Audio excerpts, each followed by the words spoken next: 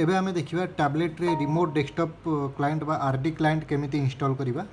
तो सेटा इंस्टॉल करिया पई प्ले स्टोर रो हमको डाउनलोड करिया पड़ियो जोथि पई कि इंटरनेट दरकार। बर्तमान देखंतु मोर एठी फोन रे इंटरनेट कनेक्शन मु हॉटस्पॉट ऑन कर देछि। ओके हॉटस्पॉट ऑन करिवा परे एठी मु वाईफाई रे एटा कनेक्ट करिवि। मोर एठी कनेक्शन देखौछि एठी मते आ पर क्लिक करिके एटा कनेक्ट करिया पड़ियो। बर्तमान कनेक्ट हे गला। कनेक्ट हेबा परे हम प्ले स्टोर ओपन करिवा। प्ले स्टोर रे एठी सर्च करिवा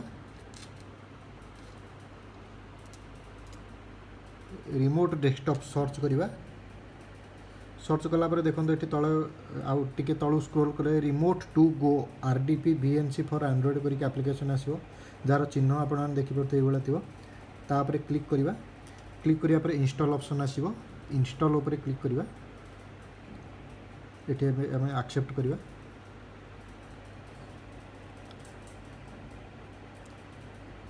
एटा बर्तमान इंस्टॉल हो गला। ओके ये एप्लिकेशन को यूज करिया पई हमको टैबलेट रो इंटरनेट को टैबलेट रो वाईफाई को प्रथमे रास्पबेरी पाई रो वाईफाई सहित कनेक्ट करिया पड़िबो। जोथि को बर्तमान टैबलेट रो वाईफाई को रास्पबेरी पाई रो वाईफाई सहित प्रथमे कनेक्ट करिया पड़िबो। ओके ये रास्पबेरी पाई वाईफाई होची ओडिया ASC2 तार पासवर्ड जार होची EI-India कनेक्ट। नो इंटरनेट देखौची बर्तमान। ओके तो ठीक अच्छे नो इंटरनेट ही देखेबो। रिमोट टू गो एप्लिकेशन बर्तमान ओपन करिवा। एठी कंटिन्यू ऊपर क्लिक करिवा। ओके ये नो ऊपर क्लिक करिवा।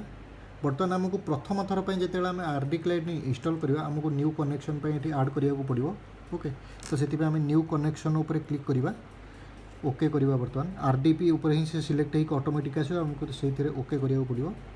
ओके करिया पर देखो ये अनेक गुड ऑप्शन आछि। तो आमको लेबल रे एठी पेस्ट लिखिबार अछि लोकल सर्वर।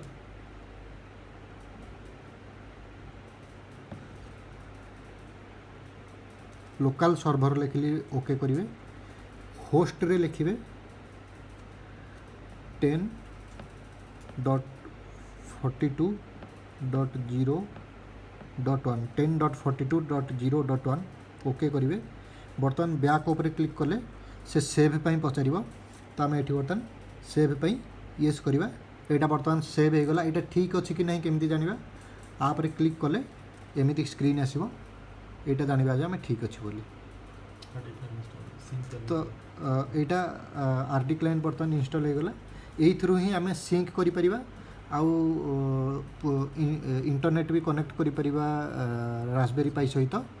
तो यही क्लाइंट इंस्टॉल करके आम करि परिबा।